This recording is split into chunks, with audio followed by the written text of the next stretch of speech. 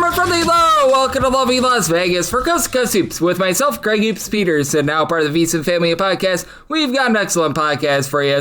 Joining me in segment number 2, we're going to be joined by Matt Josephs, aka Mid-Major Matt. We have a lot to talk about with him as he's out there in Richmond, Virginia. The Richmond Spiders are going to be in action today, so we're going to chat with him about that. He does a lot of work with regards to team totals, so we'll talk with him about some of the teams that he is identifying a little bit of value with. And then additionally, we're going to chat with him about the fact that some of the top teams in the sport had a little bit of a rough go of it this past week. Michigan falls on Saturday. Certainly we'll talk about that. Iowa State does get the win against Oklahoma State, but that was a little bit of a airy game as well. What does he make out of all this? And the types of underdogs that are providing a little bit of value. He's an A10 guy, so I have to talk with him about the fact that Fordham got done against St. Bonaventure, has been quite good against the spread as well. So lots to chat about with Matt in the second segment. In the final segment, gonna get you guys picks and analysis on every game on the betting board for this college basketball Sunday as we hit some bank shots. If you have a question, comment, segment idea, what have you, for this podcast, you have one or two ways to fire those in. First one is my Twitter/X timeline at gunit_81. Keep in mind, letters EM, name does not matter, so as per usual, please send these into the timeline. And the other way is find an Apple Podcast review. If you rate this podcast 5 stars, it is very much appreciated. From there, you're able to fire in whatever you'd like to hear on this podcast via that 5-star review. While I did not get in any Twitter/X questions today, we had ourselves a whole bunch of college basketball action on Saturday, over 145 games. Let's take a look back at it, try to find some trends, and try to get to know these teams a little bit better. Games from yesterday is Greg buzzing about. Here is the rowdy recap. Biggest result is Michigan going down to Wisconsin, 91-88 the final. Again, we'll talk about that a little bit more with our good friend Mid-Major Matt, but for Wisconsin, they go 15 out of 33 from three-point range. John Blackwell, 4 of 8 from the outside. He supplies 26 points. Michigan, they do win the rebound battle 32-30, but thought it would be a little bit more lopsided than that. Michigan also goes 22 of 24 at the free throw line. They win the turnover battle 10-9, but they just were not guarding the arc in this game. For Michigan, you did have 19 points out of Elliot Kadu, but Ade Mara probably needed a little bit more than 9 points out of him. So Wisconsin, a massive win for them. Has been a little bit of a struggle for them, and if you, like me, are a Green Bay Packers fan, well, that helps out a little bit with the sting that you saw on Saturday night as well. And out there in the Big Ten, Nebraska, they remain undefeated. They are the lone Big Ten team without a loss, 83-77 the final. They get down 16 plus points in this game. They were down 9 at the half, and for Indiana, they just didn't guard the arc in the second half. As for Nebraska, Bryce Sanford goes 3 of 6 from 3. Jamarcus Lawrence, he was the main man in this game, 5 of 8 from 3, 27 points, 5 rebounds for Nebraska. They win their turnover battle 14-8 for Indiana. You did have Lamar Wilkerson go off for 32 points, and Tucker DeVries had 17, but the rest of the team around him didn't do a ton. Nebraska was able to play even up on the glass as well, so Nebraska, massive win for them.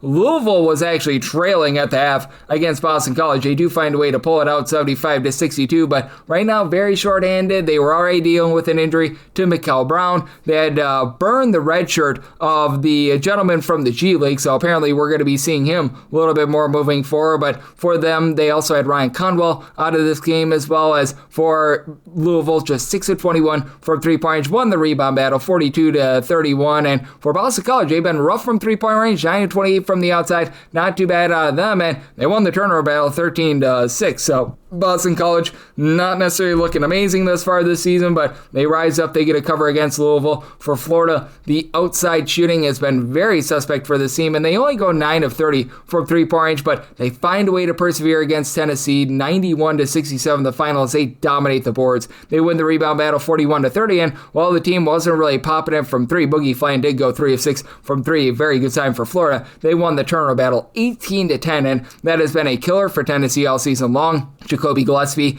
had 12 points, but he also had 4 turnovers in this game. Bishop Boswell, 4 points and 6 turnovers, just simply not going to cut it. So that was a rough one for Tennessee, and this is a rough one if you're a fan of Baylor. As for Houston, they absolutely take them down 77-55 the final. for Baylor, ever since they got in their guy, Mr. James Nanji, things have not been good for them. They have lost every game since they got him. 3 points and 7 rebounds off the bench. Not what you expect from the number 31 overall pick in the NBA draft a few years ago. For Baylor, 15 made buckets and 16 turnovers as Houston completely controlled this game, winning the rebound battle 45-34. Houston only went 11 of 39 from 3, but they grabbed those second and third chances. They win this game by 22 points with Milo Suzon going 1 of 10 from the floor with 6 points. So good domination out of Houston. Kansas continuing to struggle themselves. They were lucky to get that win against TCU a few days ago. The Mountaineers of West Virginia, and we're going to have our good friend Ryan McIntyre, who does a lot of West Virginia work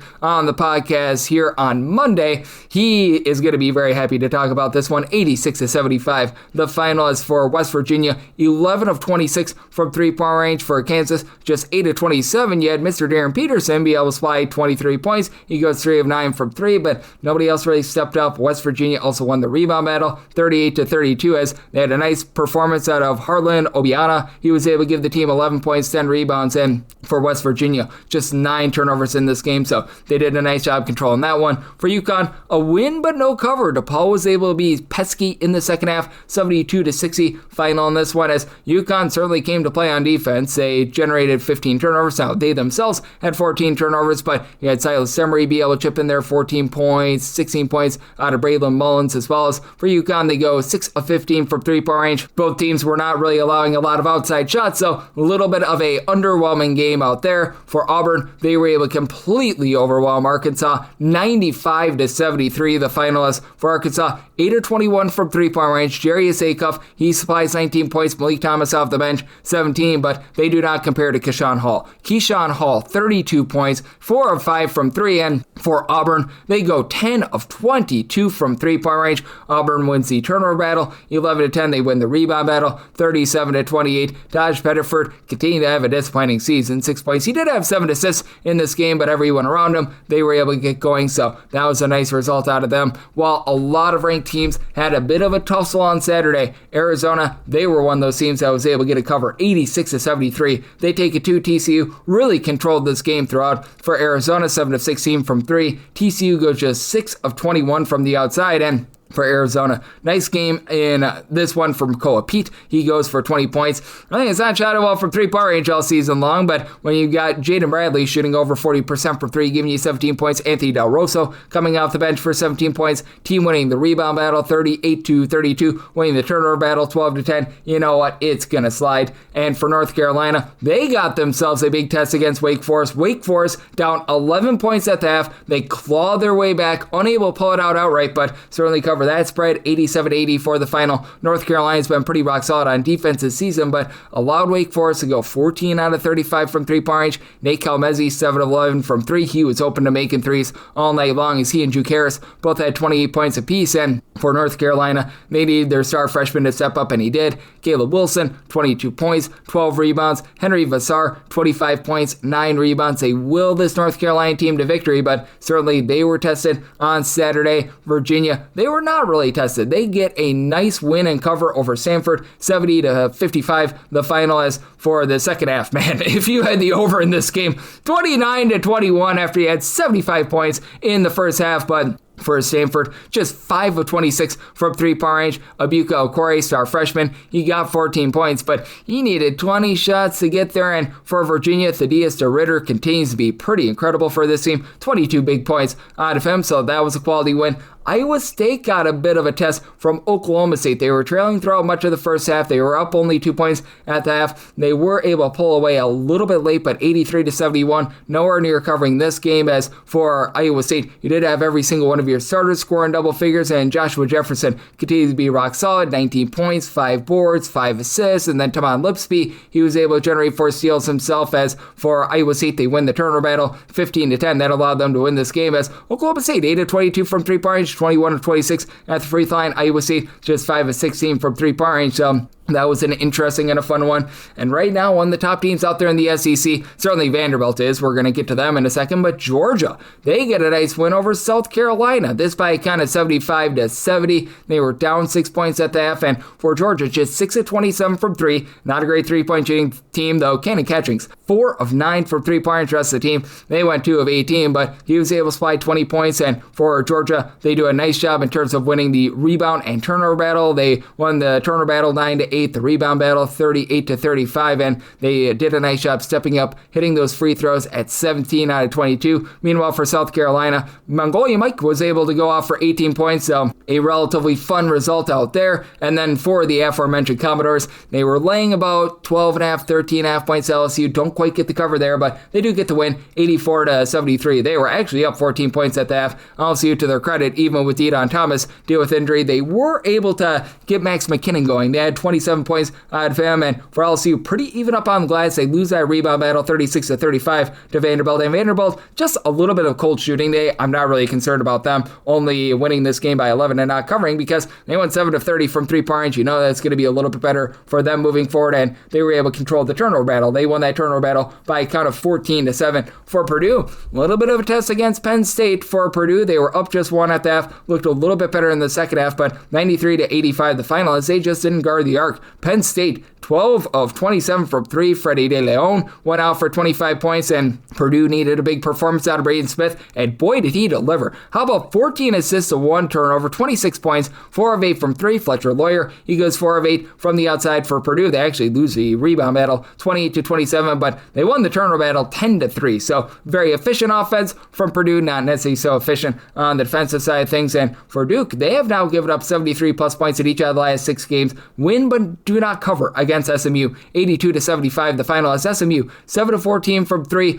SMU wins the rebound battle by a count of 30-23 as well. Problem was 21 turnovers from SMU, as you had BJ Edwards and Jerron Pierre combined for 12 turnovers by themselves. That was not great, to say the least, as they were dealing with a little bit of an injury to Kevin Miller in this one, but still were able to do a nice job holding in there. And for Duke, Isaiah Evans, 4 of 8 from three, 21 points, but Patrick Ngangba off the bench, how about 17 points, 5 rebounds out of him? So that was pretty solid for Duke, and this one was very rock solid in the late slate for Texas. How about the state of Texas being able to get a pair of wins?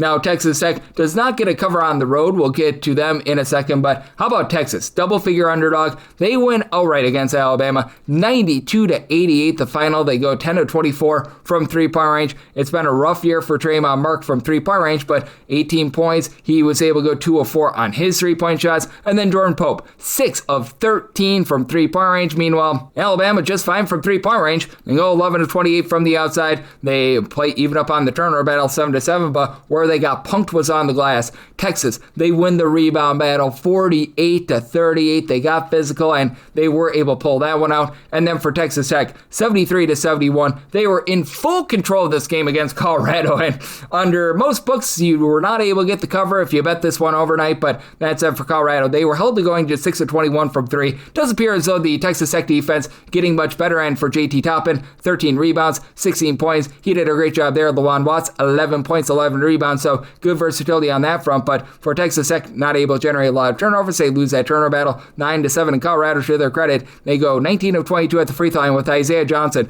21 points on 13 out of 13 free throw shooting. So that was a good cover if you had Colorado in that one. In terms of a very late game, I'm doing this as this one is starting to go final. BYU currently with a slim lead over Utah, 83-80 with about 2 minutes remaining. Do have to have this up by midnight Pacific, 3 o'clock a.m. Eastern. So unfortunately not going to be able to get to that game in Hawaii, as that was a super late game. But that said, for BYU, AJ Devanza, he once again had a solid performance, 20 plus points out of him, but also had 20 plus points out of Richie Saunders and Robert Wright. And we're starting to see these rivalry games looming very supreme. And for BYU, there were another team that got a big giant test on Saturday. Looks like they should be able to pull this one out, but that's one that's currently in the balance as I am recording this podcast. And if you're looking at other teams that just had themselves a very interesting Saturday, to say the least, UNC Wilmington was unable to get the cover, but I thought it was very fascinating that they got down at one point 45-21 against Stony Brook. When they got down 45-21, they respond with a 24-0 run. They get the win 75-71. Wilmington,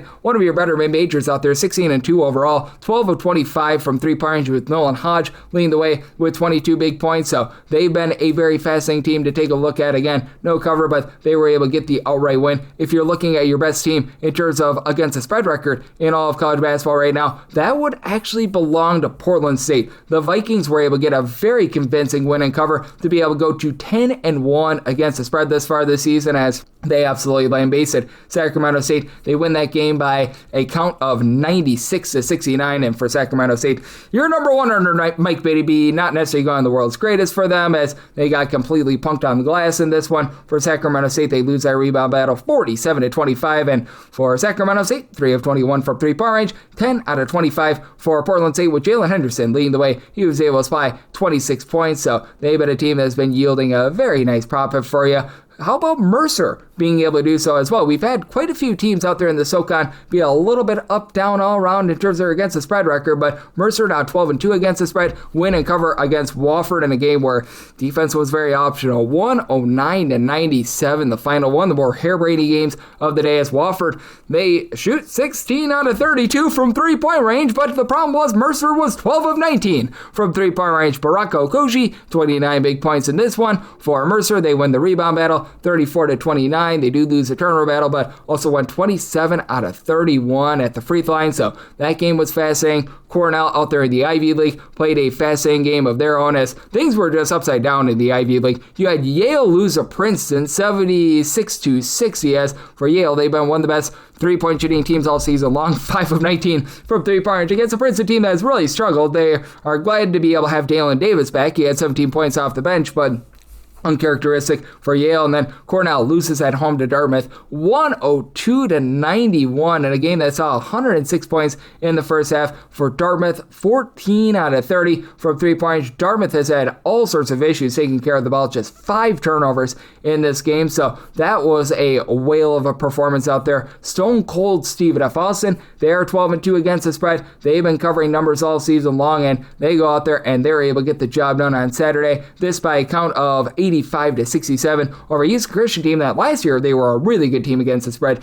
Not so much this season. And for Stephen F. Austin, they're not generating the turnovers that they have in past years, but did win the turnover battle in this game 14-6. They control the boards 37-27, and Keon Thompson has been their go-to scorer. He was able to give them 16 points. You've had a Miami of Ohio bunch be rock solid against the spread, and it was back on Friday. I couldn't do a recap yesterday because of the 100 million games that we have for Saturday, but they absolutely took it to Toledo, so now they're 11-3 against the spread. William and Mary has been a really profitable team for you, 11-4 against the spread, but been a little bit more wobbly here over the last few games. They lose to Drexel 64-58, so I believe that that's now 3 straight non-covers for them, and William and Mary likes to play at a breakneck pace. They were very much held down in this one, and they only went 5 of 23 from three-point range. So we are starting to see some of these teams that started out the year very, very hot be cooling down just a little bit. And then if you're looking at your worst team in all of college basketball against the spread, Texas Southern has covered one game thus far this season, and it did not get any better on Saturday for Texas Southern. They get blitzed by Arkansas Pine Bluff, 74-66. The final, Pine Bluff was actually a small favorite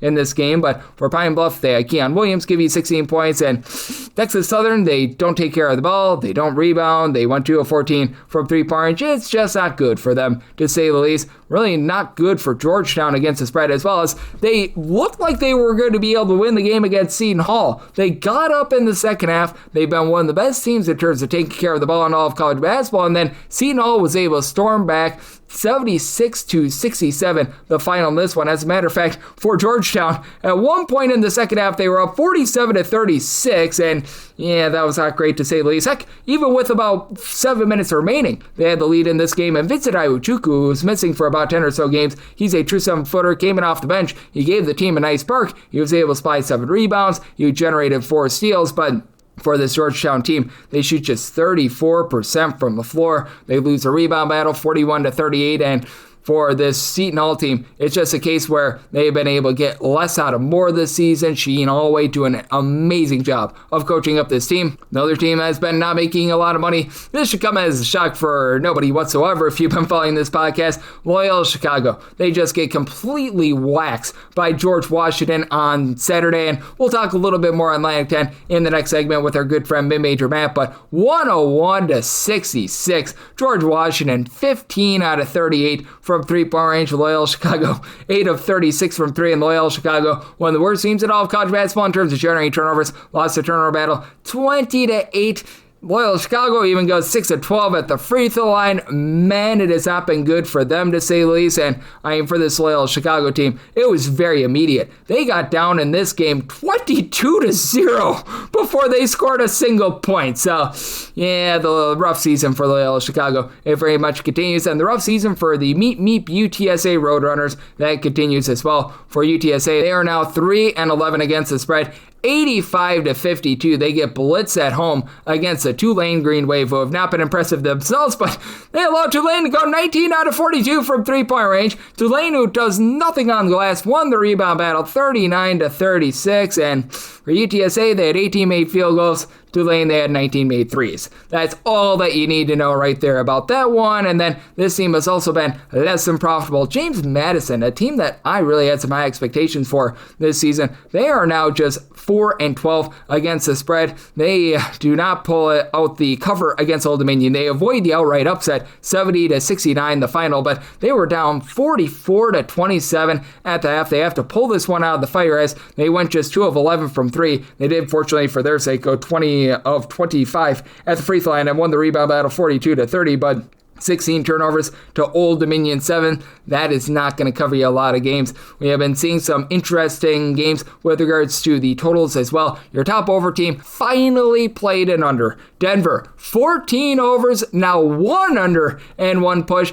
82-72, closing number of like a 169.5, 170. Stays under as Denver loses to South Dakota. For Denver, just 5 of 23 from three-point range. South Dakota, solid 8 of 21 from the outside, and Denver did go 11 of 13 at the free throw line, but for Denver, just unable to knock down those threes. So finally, at last, they were able to play an under, so yay, verily there. Duquesne has been your next best over team, just for reference, at 12 overs to 2 unders, and a lot of A-10 teams have actually been very good to the over. At St. Bonaventure, they are now 11 overs to 4 unders, and, well, they did not guard a Fordham team that is one of the slowest in all of college basketball. For Fordham, 81-77. They go on the road. They get the outright win over the Bonnies, as for St. Bonaventure, just the defense has not been what it has been in past years. For Fordham, they go 8 of 19 from three-point range. DeJure Reeves goes off for 31 big points. Daryl Simmons was able to give the St. Bonaventure team 24 points, but just expect a little bit more on this defense. And for St. Bonaventure, they do lose that turnover battle by a count of 11-9.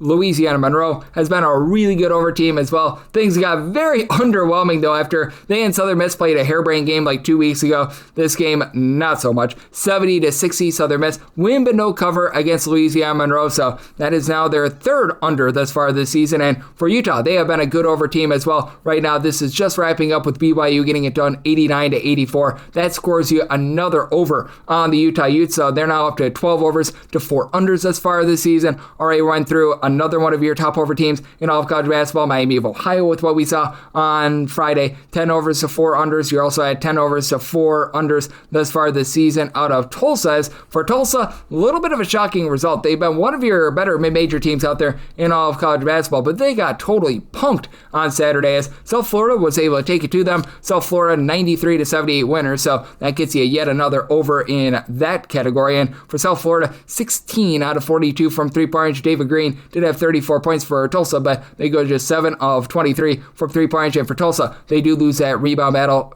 They do lose that turnover battle by a count of 13-11. Cornell went through before 10 overs to 3 unders, and Eastern Washington has not necessarily been great at covering spreads, but they've been great to the over. 11 overs to 4 unders thus far this season, and for Eastern Washington, credit where it is due, they were just barely able to pull this one out against Montana. 66-65 the final, and that was a back-to-back under spot for Eastern Washington as they actually started out 11 overs to 2 unders, so they're starting to perhaps slow things down a little bit. And then if you are taking a look at the top under teams in all of college basketball, Delaware State has been your best under team. Just 2 overs to 10 unders, and really the entire MEAC is not playing a lot of offense thus far this season. And for Norfolk State, 66-64, they were able to get the job done. Delaware State was able to get the cover in this game, and this was another one of those games that had a very, very low total in this one, but that was more around about 132.5, 133. So you were able to cash yourself another under with Delaware State. Bucknell has been a really good under team for you this season as well. How about 3 overs of 14 unders? And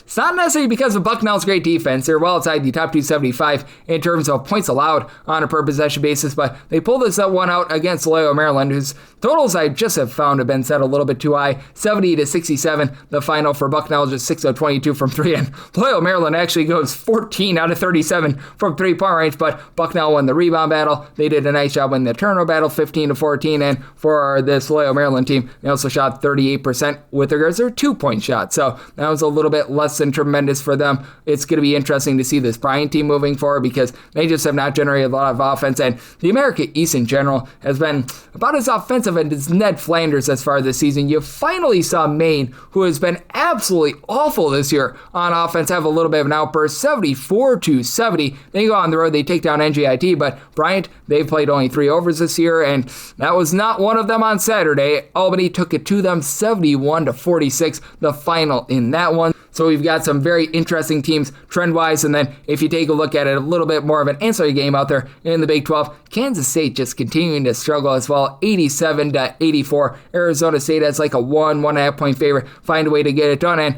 Kansas State goes 13-31 from 3.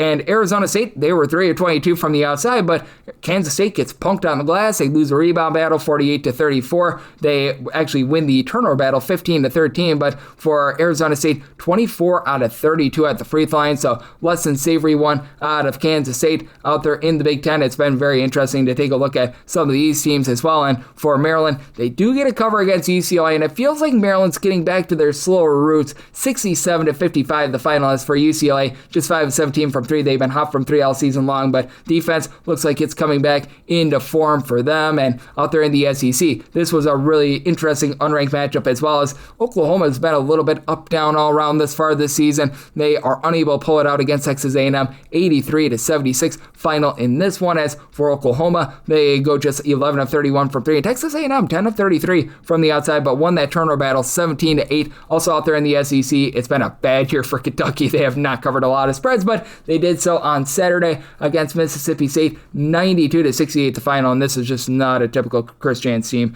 They go 3 of 20 from 3-point range. You get lambasted on the boards, 36-28 for Kentucky. They win the turnover battle, 15-9 as well, and for Kentucky, 22 points out of Ortega. Oweh feels like he's starting to play a little bit of better basketball, so that's big for them, and it's been all sorts of misery for Ole Miss. Ole Miss has been one of your lesser teams against the spread in all of college basketball, but they were able to get the job done, a nice win and cover over Missouri, that by a count of 76-69. And for Missouri, they've been a team that has not necessarily done an amazing job in terms of covering spreads as well. 7-9 against the spread. For Ole Miss, this advances them to now 4-12 against the spread. And I was talking about Florida a little bit earlier. They're now 5-11 against the spread. You've had a lot of underachieving teams against the spread in the SEC. Tennessee, who I mentioned before, Mississippi State, who I mentioned before, both 6-10 against the spread. Oklahoma now 5-10-1 against the spread themselves. Arkansas is actually your best against the spread team at 11-5, but getting back to the Ole Miss Rebels, they were able to go 9 of 22 from 3-point range in this one. They do lose the rebound battle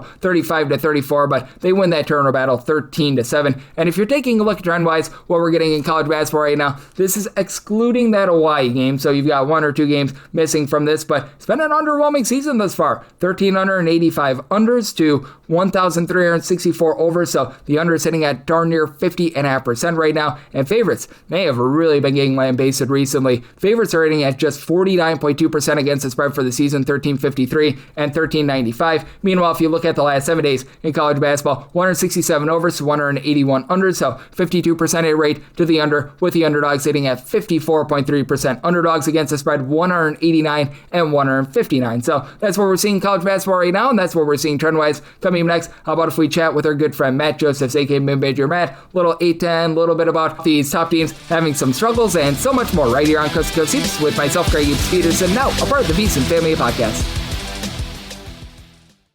Side edge this college basketball season? Well, VSiN experts use CBB Analytics, the most comprehensive college basketball analytics platform in the world. See injury impact, on and off data, clutch time performance metrics, first versus second half splits, and so much more. Utilize the promo code of VSiN, that is VSIN, to get $30 off and find your betting edge over at cbbanalytics.com. That is cbbanalytics, all one word.com. For anyone that is new to VSiN, well, I wish you a friendly hello. This is an attention to anyone that is new to VSiN because you're able to get some free stuff with our daily newsletter. It's a great way to catch up on everything that's happening in the sports betting world. It's delivered straight to your inbox every single morning. VSiN's newsletter offers picks, data, strategies for the day's betting menu, and so much more. Sign up for free today over at VSiN.com/newsletter. That's VSIN.com/newsletter, and start receiving your free newsletter tomorrow morning. That is VSIN.com/newsletter. Stay ahead of the game and bet smarter with VSiN. And we're back here in lovely Las Vegas for Cubs Seats with myself, Greg Peterson, now part of the VSiN Family Podcast. It's always a pleasure to be joined by this man, as we've got Mid-Major Matt, a.k.a. Matt Josephs, aboard. He does such an excellent job looking at this great game of college basketball. I know that he's been doing a great job on the college football front, which unfortunately that's coming to an end, but I know that Matt is dialed in with what we're seeing this baseball season as well, as he does a great job on the prop front there as well. Guy does a little bit of everything, and you're able to follow him on the old Twitter/X at Mid-Major Matt. And Matt, it's always a pleasure, my friend. Thank you. Thank you for having me, and yeah, looking forward to it. As we hit January, we're starting to get a clearer picture in the college basketball world.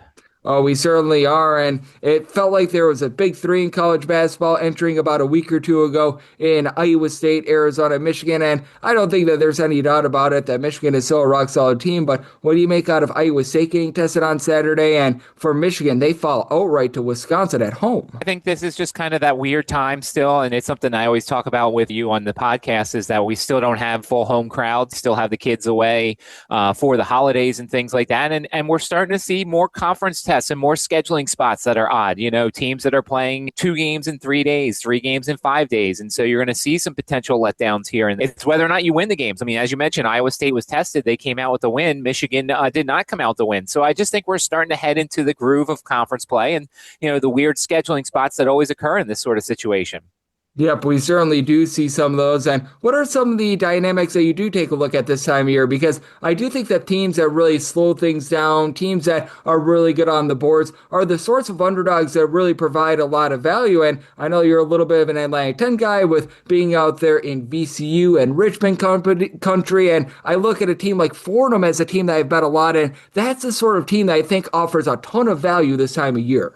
Going to Rose Hill Gym is a tough place, even though it's ironic that a lot of times there's a lot of fans for the other team there, but it is a tough place to play. We saw Richmond go to Fordham last Sunday, and they struggled in the first half. They were losing at one point in the second half to Fordham, and then they came back and won. And then, of course, the next game for Fordham, they were ahead on George Mason, and then all of a sudden George Mason came back. And then, of course, we see on Saturday that they won at St. Bonaventure. And so we're seeing that unfortunate nature of the Atlantic 10 where they start cannibalizing each other. Good teams start losing to some of the middle teams. And then, of course, we head to the inevitable path of a one-bid league for the Atlantic 10. But yeah, Fordham's a team that even if you want to just play them in the first half, I mean, this is a team that has a little bit of offense. I don't know how depth-wise they survive. They're not exactly the deepest team. They're a tall team, that's for sure. So against a shorter team, they've had some advantages. But a team like Fordham really takes advantage of that home court advantage. You might be able to play some first halves with them. Absolutely. As Matt Josephs, Mid-Major Matt, he is joining me right here on Coast to Coast Hoops, and we are going to be seeing a bit of A-10 action going down on Sunday, and you are out there in the city of Virginia, and you're out there in the city of Richmond, and out there with Richmond, they are going to be a favorite going up against St. Joe's right now. That line's about 8.5, and the total's in the low 150s. How do you take a look at a spot like this with a Richmond team that I feel like they've been one of the more pleasant surprises in terms of mid-major basketball this year? Obviously, a few hiccups a little bit late with that Charleston Southern loss, but they also go up against the St. Joe's team that is without their top scorer, Deuce Jones, who stepped away from the program. And I'm sure you've noticed this as well as I have. Richmond started out the year playing with much more tempo, but it feels like they're getting back to their slower, more, shall we say, controlled roots of being able to just really milk the clock in a lot of their possessions. It's funny because, when I listen, because I sit in the studio and I do some halftime stuff and post-game stuff for the Spiders, so I'm always in the studio, and you hear the broadcasts and they say, oh, they're pushing the pace. And it's funny when you actually look at the possession numbers that they are pushing the pace more than they did last year. But as you mentioned, the last couple of games, they didn't get over 70 possessions. And so I thought that was really interesting here because you get the sense that they're going faster, but it's more of the controlled speed. And they're being really good offensively. I mean, when you're able to score 83 points in 63 possessions at Fordham or 85 points in 66 possessions against GW, it's an offense that I think is very efficient at times. And it's a team that plays, 10, 11 guys. And I've always wondered when it comes to teams that play 10, 11 guys, like, can you do it all season? Richmond does. I mean, they make 3 substitutions 2 minutes into the game every game, and they consistently play 9, 10 guys. And so I think that works, especially against a team like St. Joe, who's not necessarily the deepest team. They do make some solid rotations. They do get a lot of minutes from their bench, but this will be an interesting game for St. Joe because the last time they went on the road against a good offense, they gave up 102 to St. Louis. So I feel like this one could be a little bit of an over despite the pace being under, in terms of being a little bit slower. Yeah, Ben, with St. Joseph, I don't think they're going to quite give up 102 points. If they do, then they really have some issues. But man, not having Juice Jones in the fold, that is very much going to be hurting them moving forward. And just with the entire Atlantic 10, I think that it is a very interesting dynamic with them because you just mentioned St. Louis got the job done once again on Saturday. Nice win over LaSalle. In a lot of places, not quite get a cover, but 84-72, you're not going to scoff at that. And I do feel like towards the beginning of Atlantic 10 play, we have seen the top teams, other than VCU, who does fall to George Mason, really be able to rise up with George Washington taking care of business against Loyola Chicago, mentioned St. Louis, and then we saw a very nice win from George Mason, who did take down that aforementioned VCU bunch. We talked about before the season, I'm a huge GW guy. I think that this is the year. This is a team that has a ton of firepower. They've had a little bit of injuries at times. Garrett Johnson's been in and out of the lineup. And, when you have a guy like Rafael Castro who can open up so many different things for an offense and can rebound, an offensive rebound, I really do like this Revolutionaries team. Now, granted, I would have liked them to win at UD Arena. It's a good time to get Dayton because the students weren't there. And they had a really good first half, but the turnovers did them in the second half. But I really do like this GW team. And as we've talked about, I think it's GW, George Mason, and St. Louis that are kind of rising to the top of this conference. And then there's other teams that can just beat anybody. I mean, look, VCU is a team that is 2-2 in the Atlantic 10, and it feels like every good team they've played on their schedule they've lost to. But I still feel like the talent and the potential is there for VCU because the Rams are another deep team. Djokovic coming over from Charleston, he was a guy that I think was a really good addition. They've got some good freshmen there. So I still think VCU will be tough in March when they head to the Atlantic 10 tournament, but their record in conference may not be as good as we had hoped. Yep, certainly. And for VCU, they've got an uphill battle if they're looking to be able to get in that at-large conversation, as they're going to need to win a whole bunch of games in order to be able to do that. And it is a very interesting dynamic, what we've got out there. And I know that you're a little bit of a Syracuse guy as well, so we have to hit upon that with our good friend Matt Josephs, aka Mid-Major Matt, right here on Coast to Coast Hoops. And feels like with the ACC, we might be seeing just a much better middle of the season. Syracuse, they get the job done on the road against Pittsburgh, albeit Pittsburgh not doing great, but it feels like, unlike in past years where you have these bubble teams, like Syracuse, I think is a pretty good example of this. Miami is a good example. Even throwing there a team like Stanford, it feels like these teams that are sort of on the bubble are actually taking care of business, getting the job done. The bottom teams are being the bottom teams like Pittsburgh and Boston College. I will say Boston College covered that game on Saturday against Louisville, so yay, verily there, but those are the teams that are losing, and the teams that need to get the job done in order to help out their resume, it feels like they're doing a much better job of that this year.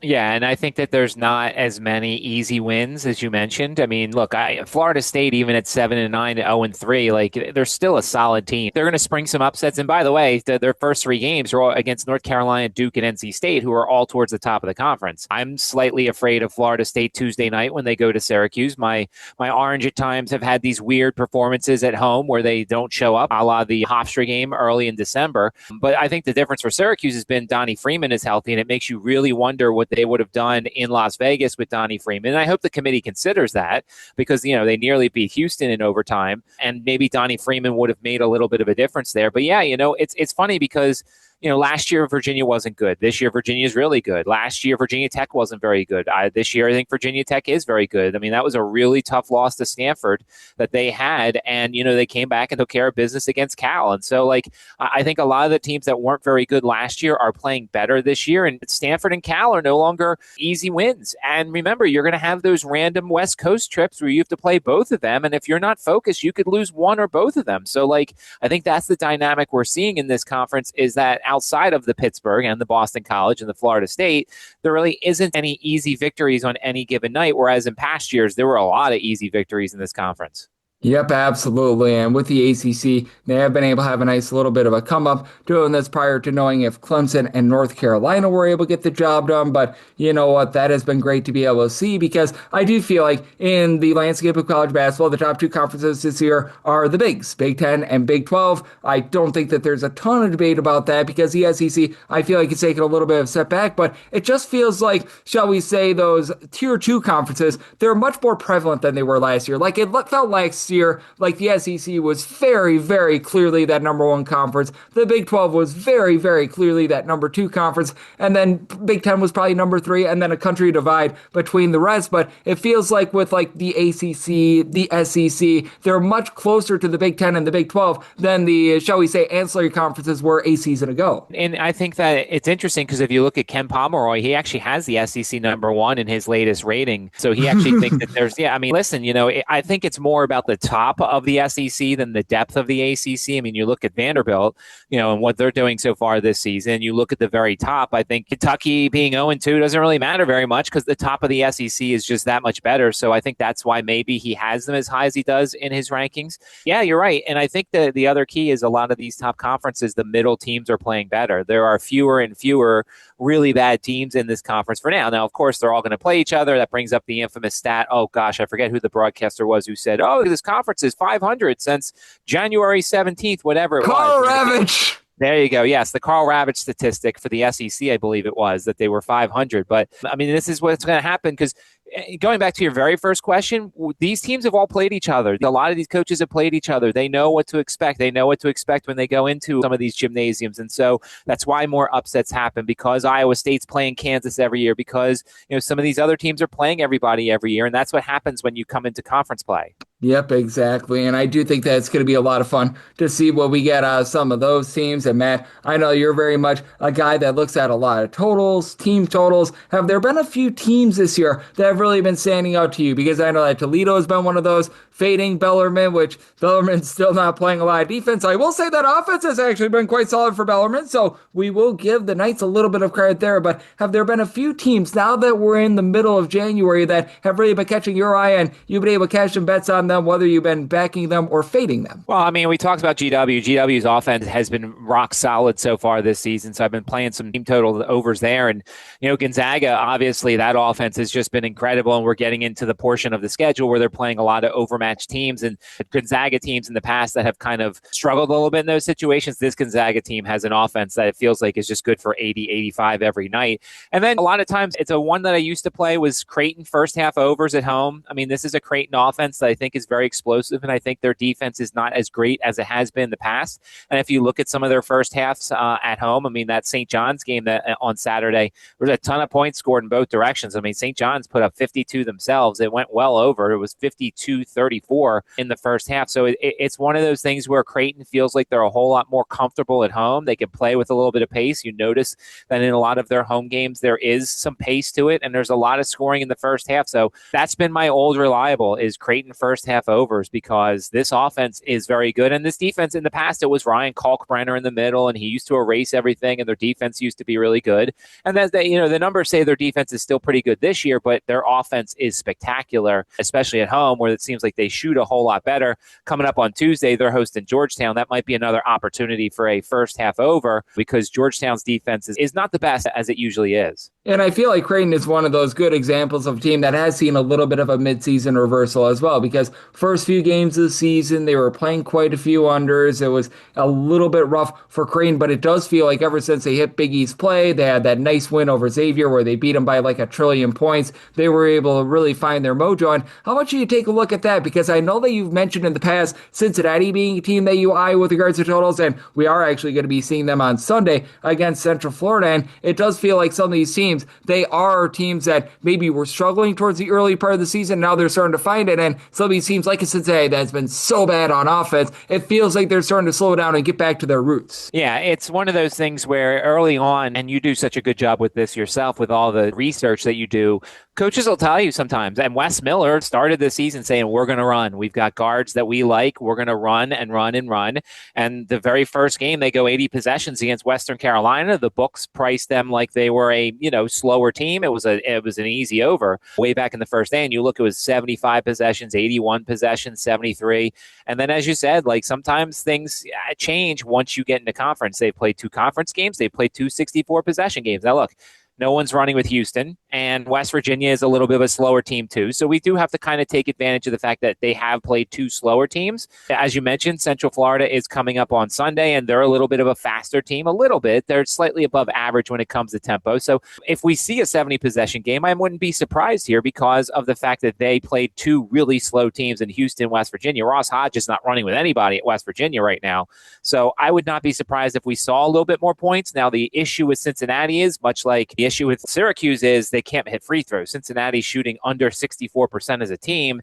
And if you're playing an over and you've got a team that doesn't hit free throws, you're going to be pulling your hair out. So that'll be the one thing that kind of concerns me a little bit in a game like that. Yep, I do think that is going to be an interesting game to be taking a look at. And is there anything else on the card for Sunday that is going to be really standing out to you, as we've got a nice smaller card rather than the 100 million billion games that we've got for Saturday, but a little bit of something for everyone with a little Big 10, little Big 12, and then we got more of those mid-major conferences as well. Yeah, the Memphis game's interesting. This is not your great Memphis team, to say the least. I mean, they started out well. They beat North Texas, but this isn't as good of a North Texas team, and they won at Rice. But that's kind of interesting. And they're coming off of a long break. And so you look at this Florida Atlantic team, and this is a Florida Atlantic team that has a little bit of talent. They want to run a little bit, which means Memphis is going to be excited. But Memphis has to cut down the turnovers. I mean, this is a team that turns the ball over way too much. Their offense isn't good enough that they can give the ball away.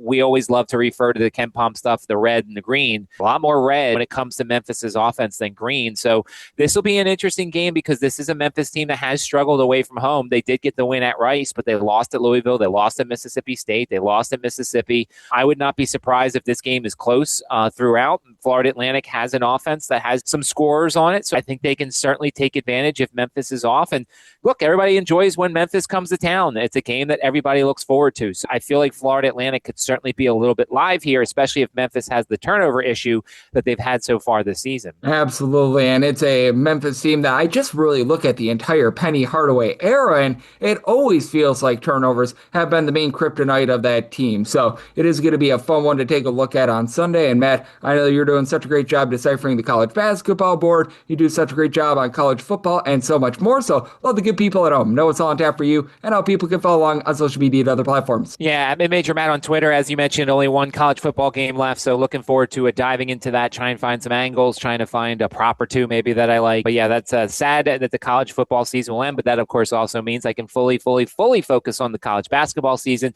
which I'm really looking forward to doing as well. At Mid-Major Matt, always willing to answer questions because we all want to beat the books. We're all getting ready for baseball season because I believe I heard it's 5 weeks till spring training, which is insane because it feels like we just ended the season. Yes, exactly. And it was a great end to the baseball season last year. It is going to be a lot of fun to see what we get for this upcoming season. And along the way, we've got ourselves tons of great college basketball. Matt, he does it all. So big thanks to Matt for joining me on Coast to Coast Hoops, now part of the VSiN family of podcasts. And coming up next, it is that time of the podcast. I give you picks and analysis on every game on the betting board for this college basketball Sunday as we hit some big shots.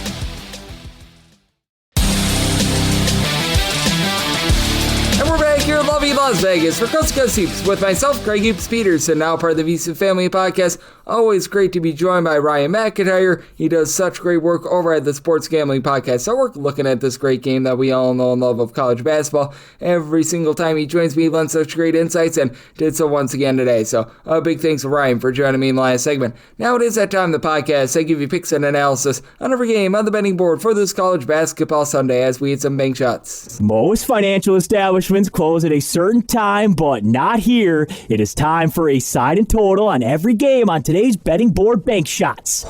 Do note that, as per usual, any changes that are made to these plays will be listed up on my Twitter/X feed at gunit_81, and we're going to be going in Las Vegas rotation order. We don't have any games on the extra games board, so that keeps things very clean and easy for today. We're just going to be going straight down in time order, so let's get things started. 8:23, 8:24. Illinois is on the road against Iowa. Iowa is a 1.5 point favorite. 143.5 to 145.5 is the total. Set a total of a 142. I do like the under. Illinois has slowed themselves down quite a bit from where they have been in past years. This has been a very up-tempo team last few years. Now they're down to, in terms of total possessions per game, 260th. Meanwhile, you've got an Iowa team that is very slow. 359th in the country, and both teams doing a rock-solid job on defense. Iowa, a top 20 team in terms of points allowed on a per-possession basis. For Illinois, they're 45th, but for Illinois, they're playing the opposite of Iowa. Iowa is a top 10 team in terms of turnovers forced on a per-possession basis. That's the name of the game for them. They are doing a good job in terms of their defensive rebound percentage. They don't really grab a lot on the offensive side of things, and this is an Illinois team that's a top 15 team with regards to rebound percentage, even though they don't generate any turnovers. Illinois is about 363rd in terms of turnovers forced on a per possession basis. They're really good with regards to their interior defense. They're a top 25 team in terms of opponents' 2-point shooting percentage, while Iowa's outside the top 140, and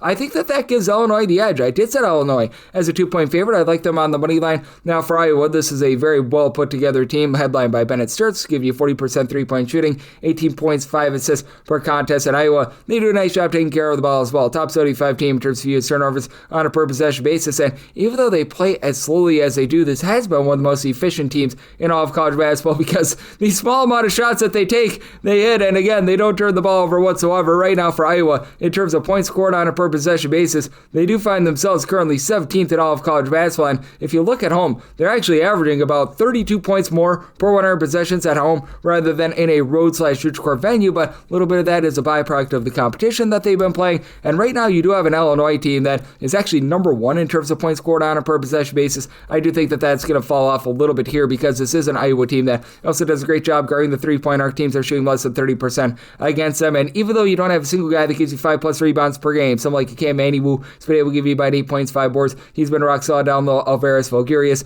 about 6'9". He's able to give you 9 points, 4 boards, shoots relatively well from 3, but I do think that if you can give Tomislav Ivisic unlocked, as he's dealt with injuries all season long, so he's been down to like 10 points, 4.5 rebounds per game, that'll be big, but even if not, you still have 4 different guys that give you at least 12.5 points per contest at all whole, and they're at least 4.3 rebounds per game. Kylan Boswell, Andrei Stojakovic, Keen Wagler, and David Barosic, and I am for Stojakovic. He's only shooting 23% from 3. That's going to be going northward. Illinois as a whole, they shoot about 34.5% from 3, a little bit above country average, but in a nip and tuck spot. This Illinois team shoots 79.7% the free throw line. That is a top 5 mark in all of college basketball. They do an absolutely excellent job of being able to grab second and third chances. Now, for Iowa, even though they don't grab a lot of second chances themselves, they are pretty good on the defensive glass, but I do think that the overall size for this Illinois team is going to be able to win out. They've had a lot of tests in road/neutral court games, and with this team 5th in the country in terms of offensive rebound percentage, with them doing such a great job in terms of being able to hit those free throws, I do think that Illinois gets the job done here. I did set them as a 2-point favorite. I like them on the money line, and I'm going to be in on this total under semi total 142, 825, 826. It's Richmond playing goes to St. Joe's. St. Joe's hopes to not be average Joe's as 8.5 point underdogs. Totals between 150.5 to 151.5. They set a total here of a 148. I do like the under. Now, Richmond has been cranking up their tempo quite a bit. They're about 141st in terms of total possessions per game, but have noticed this. In their last 4 games, they have been playing at a pretty significantly slower pace. They've slowed themselves down by about 4 to 5 possessions per game. St. Joe's mid-tempo team, about 178th in the country in terms of total possessions per game. And St. Joe's doing a good job in terms of grabbing some offensive rebounds. 80th in the country in terms of percentage of their missed shots that do result in an offensive rebound that goes into the top 50 away from home. Justice Ajabor, he's been able to do a nice job giving you multiple blocks down low, but this team just simply can't shoot from 3-point range. 361st in all of college basketball in terms of their 3-point shooting, and the deuce is loose. Deuce Jones Jones, he was their top scorer. Well, he's decided that he's going to leave the program, so he is loose of this program. Jaden Glover, 16 points per contest. He's been able to do a pretty rock solid job there, and it is a St. Joe's team that defensively, they're not great, they're not terrible. They find themselves in the top 150 in terms of opponents' 2-point shooting percentage, top 225 team in terms of opponents' 3-point shooting percentage. They do allow a few too many second and third chances themselves, and they just really don't put you under duress. They're outside the top 275 in terms of turnovers force on a per possession basis, and then you've got a Richmond team that has been able to do a very solid job with AJ Lopez, give you about 13 points per contest. He's a guy that has been able to shoot about 43.5% from three. And Richmond as a whole, top 40 team with their 3-point shooting percentage at about 37.5% from the outside. I do think that St. Joe's going to be able to hold up a little bit more there, and this is a Richmond team that has been a little bit rough with regards to their interior defense. They're outside the top 250 in terms of opponents' 2-point shooting percentage, but this is a Richmond team that also has been able to do a pretty solid job in terms of generating turnovers. They are a top 125 team in terms of turnovers forced on a per possession basis, and with the way that this St. Joe's team just has been a little bit disjointed in the backcourt, losing that top scorer in Deuce Jones, I do think that that is going to take it out of them, and I do think that that's going to result in a few dead possessions as St. Joe's pretty solid with regards to being able to block some shots towards the rim. So set a total of 148. I do like the under, and with Richmond, I'm willing to lay up to 9.5 with them. 827-828 is Memphis on the road against Florida Atlantic. Florida Atlantic finds themselves as a favorite of 1.5 to 2 points on this game. It is 151.5. I do like the under. I set my total at a 147.5. We were just talking about it with our good friend Mid-Major Matt, the fact that you do have a Memphis team that just has had a really tough time taking care of the ball, and they're not as crisp on offense as they have been in past years. They're well outside the top 175 in terms of points scored on a per possession basis. I will say the defense does feel like it's a little bit better than it has been in past seasons, but Doug McDaniel is really the lone guy that gives you over 11 points per game for this Memphis team, one that has been slowing down quite a bit from past years as well. I think that a lot of it has to do with the injuries. The team is about 88th in the country in terms of total possessions per game. If you look at them in a road/neutral court setting, though, they're outside the top 175, and they have dealt with a lot of guys that have been in and out of lineup, having back Hassan El Hakim. That helps him out quite a bit, as he's a guy that was over at UT Rio Grande Valley that was able to get that team double figures last year. McDaniel getting back to him, 5 assists, 2.5 steals, 14.5 points per contest, shoots 36% from three, but it's a unit that as a whole, they do shoot 31.8% from three. That's outside the top 260 in all of college basketball, but they've been able to do a relatively solid job in terms of guarding the three-point line, as teams are only shooting about 30.5% from three-point range against them. You do have a Florida Atlantic team that has been pretty solid with regards to their offense. They're a top 100 team in terms of points scored on a per possession basis, and Florida Atlantic, they are starting to crank up that tempo once again. They were pretty slow to begin the seasons. Now they're back to about 111th in the country in terms of total possessions per game. Still, I do think that they're going to be slowed down a little bit here, especially with a Memphis team that they do have quite a bit of size. You've got Aaron Bradshaw, who I recognize has been a little bit of a disappointment, but they are a pretty solid shot blocking team. They're a top 85 team with that regard, and for this Florida Atlantic team, Kenan Carlisle can very easily shoot you in or out of a game, as he was really good when he was over at Sanford a few seasons ago for a little bit of a run. He's been able to give you about 15 points, 4 boards, 3 assists, but only shoots about 32.5% from three-point range. Devin Vanterpool, that's been your main guy, 6.5 points, 6.5 boards, 2.5 assists. Love what he brings to the table, and it's a Florida Atlantic team that is solid but not amazing with their three-point shooting. They shoot about 35% from three, and they are outside the top 150 in terms of taking care of the ball themselves, a little bit above country average in terms of the way that they generate turnovers on a per possession basis on defense, and they've always been a relatively rough three-point shooting team in terms of their defense under John Jenkins. They're once again outside the top 240 in terms of opponents' three-point shooting percentage, but pretty strong down low, and for Florida Atlantic, what they've been able to do a nice job of is being able to win the rebound battle as well. This squad has been one that has been able to pull in there a lot of second and third chances. Right now, top 100 team in terms of offensive rebound percentage, but at home that actually falls outside the top 175, but they don't necessarily allow you to be able to get a bunch of second and third chances as well. Florida Atlantic right now 34th in terms of defensive rebound percentage, so I do think that second and third chances going to be at a little bit of a premium, and I do think that Memphis is beginning to be a little bit undervalued with all those injuries, and having some of these guys be able to step up, give you about 9.5 points per contest like a Curtis Givens. I think that they're going to be able to hold in there. Semi-line at 1.5. We'll take 2+ here with Memphis, and I'm in on the under. Semi total 147.5. 829, 830 on the card. It's Cleveland State. They're going to be on the road against Detroit, and Detroit is a favorite in this ordeal of 7.5 to 6.5 points on this game. 159.5 to 160.5. So Cleveland State is 5-point underdog. I'm going to be willing to take those points. You've had a Detroit team that's just really scuffled on offense this year, and for Detroit, they do find themselves in the top 135 in terms of their offensive rebound percentage. They're doing a nice job pulling in their second and third chances, and they should be able to get plenty against a Cleveland State team that, man, it has not been great for them on the glass. They're in 56th in the country in terms of defensive rebound percentage. 38.9% of opponents' missed shots do become an offensive rebound, but for this Detroit squad, you don't have great three-point shooting outside of TJ Nidu. Nidu has been able to do a really nice job, giving you about 13.5 points. From three-point range, he's shooting 46.5% from the outside, but team as a whole shoots about 30.2%. They're outside the top 3 in that respect, and they're somehow doing a relatively solid job on the offensive glass. They have been a top 145 team in terms of their offensive rebound percentages, despite the fact that they've only got one guy that gives you over 5 rebounds per game. That'd be Legend Geeter, who's been able to get her done with 5.1 rebounds per game, so they've been able to do a nice job by committee there, but still, I do think that Cleveland State is going to be able to in there because for Cleveland State, what has been very costly for them has been taking care of the ball. This team is outside the top 320 in terms of their turnovers on a per possession basis, as they just have not been able to do a great job with that regard. And alright, top 75 team with regards to their three-point shooting percentage, a little bit over 36%, as it's been Trey Beard who's really been leading this charge, 44% three-point shooter. He's playing 13.5 points per contest, and then Destine Nasai has been able to give you about 13.5 points per game as well. So these guys have been able to do a great job as a tandem, and I do think that with Josiah Harris, who is a little bit banged up, him getting back in the fold, giving the team right around 9 points, 7.5 rebounds per game, that's going to be able to help out on that front. You've got a guy, Nice Emery, who's been able to do a nice job, giving the team a little bit of scoring as well. And I do think that Cleveland State's starting to slow down a little bit. They're still a pretty harebrained team in terms of total possessions per game,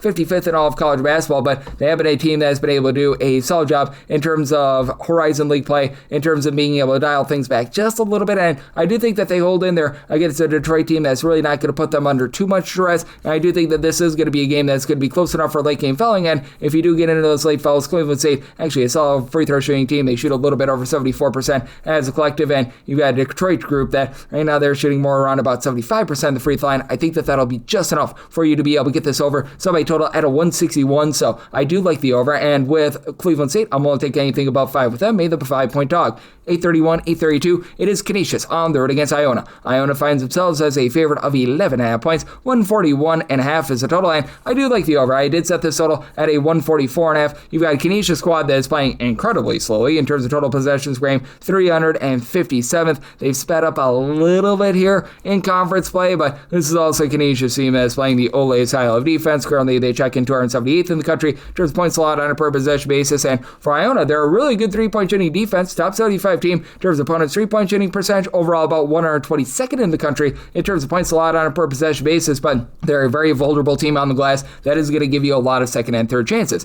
With Canisius, they're about 20th in the country with regards to their defensive rebound percentage, neither here nor there. It's an Iona team that they have been allowing at home teams to grab over 30.5% of their missed shots as an offensive rebound. That is outside the top 235 in all of college basketball. I do think that that's going to be able to keep this Canisius team lively. I set my line at 10.5, so at 11 plus, I'm going to be willing to take those points with Canisius. Now, Canisius does not have that same guy like a Paul McMillan from a season ago who averaged 20 points per game, but Khalil Singleton, Brian Ndonja, these two guys are combining for about 26 points per game, and Singleton shoots 40.5% from three-point. Team as a whole, country average. They shoot about 34.5% from three-point, but it's a Canisius team that's looking to really pile drive the ball down low, a little bit more top on our team in terms of percentage of their shots that come from inside the three-point arc. And for Canisius, they've been a top 125 team in terms of opponents' three-point shooting percentage, not quite the same as Iona, but they do a relatively solid job there. Neither team is really going to be under duress, so it's a Canisius team that is outside the top 275 in terms of turnovers forced on a per possession basis, and Iona has a guy that I really like in CJ Anthony, who's done a nice job leading the offense, 5.5 assists, 15 points per contest for an Iona team that is relatively country average in terms of taking care of the ball, a little bit below country average in terms of generating turnovers,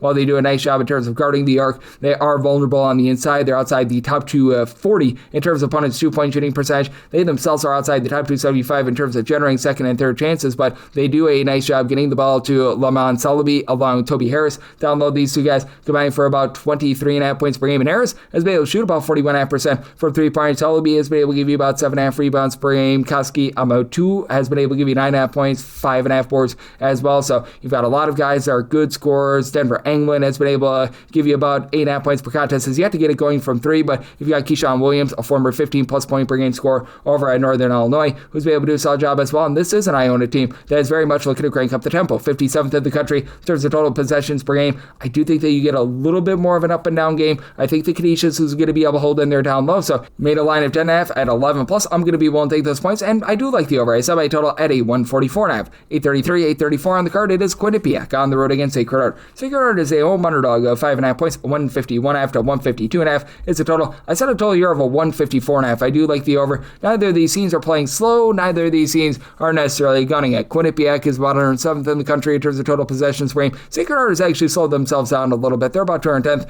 in the country in terms of total possessions per game, but Sacred Heart is going to give you some second and third chances outside the top 240 in terms of defensive rebound percentage, and where the Sacred Heart team really gets beat is with regards to their three-point shooting defense. Sacred Heart is right now allowing teams to shoot from three-point range in that neighborhood about 35.5% from three. That is outside the top 270 in all of college basketball. And credit to Quinnipiac, they've been able to do a little bit better job in terms of guarding the perimeter in a road/neutral court venue. They are a team that is in the top 125 in terms of opponents' three-point shooting percentage, and with Quinnipiac, I did set them here as a 4.5 point favorite. I do think that 5+ goes a little bit too far. You've got a Quinnipiac team that has Amari Monroe doing an absolutely tremendous job for the team, a little bit down from the 19 points and 8 rebounds per game they had a season ago, but still 15 points, right around about 7.5 rebounds, not popping about from three, but team as a whole, they're up to about 35.8% three-point shooting. That's a top 100 mark in all of college basketball. Quinnipiac outside the top 250 in terms of defensive rebound percentage. They are allowing quite a few second and third chances, but have been able to hold up down low. They've been a top 150 team in terms of opponents' two-point shooting percentage, but the big key for this Quinnipiac team, and the reason why I do have to downgrade them a little bit, is the injury to Jaden Zimmerman. He's been out for about a month. He was their top scorer with about 17 points per game. Still been able to get some good firepower. The likes of Asim Jones, Grant Randall, and Keith McKnight. They all give between 11.5 to 12 points per contest, and in the case of Jones, he's shooting 61% from three. I certainly think that we're going to see a little bit of regression there, and I do think that there's going to be a bit of positivity here for a Sacred Heart bunch that has Anquan Hill, who stands right around about 6'9", 15.5 points per contest, 6 boards, but he last year was a tremendous three-point shooter. He's dealt with quite a bit of injury. He just returned in that last game against Marist. He last year was an over 40% three-point shooter, down below 30% this year. I think that he's going to come back. He's going to be able to give this team a nice little bit of a spark. Additionally, you've got Jan Farrell, Niall Ralph Byer, who have been able to combine for 24 points per contest. Both guys shoot above 43% from three-point range, and for Sacred Heart, this is a unit that has been able to do a pretty okay job in terms of being able to launch from three-point range, as they, from three-point range right now, shooting in that neighborhood about 35.5%, at home overall 34.2%, a little bit above country average, and for Sacred Heart, you've been able to get some good production out of Mekhi Connor. It doesn't give you a lot of scoring with about 7 points per contest, but 5.5 assists per game. Big key for Sacred Heart, taking care of the ball. They've been outside the top 275 in terms of turnovers on a per possession basis, but they also do a nice job when they get to the free throw line of knocking those down. They shoot 78.8% at the free throw line. That is a top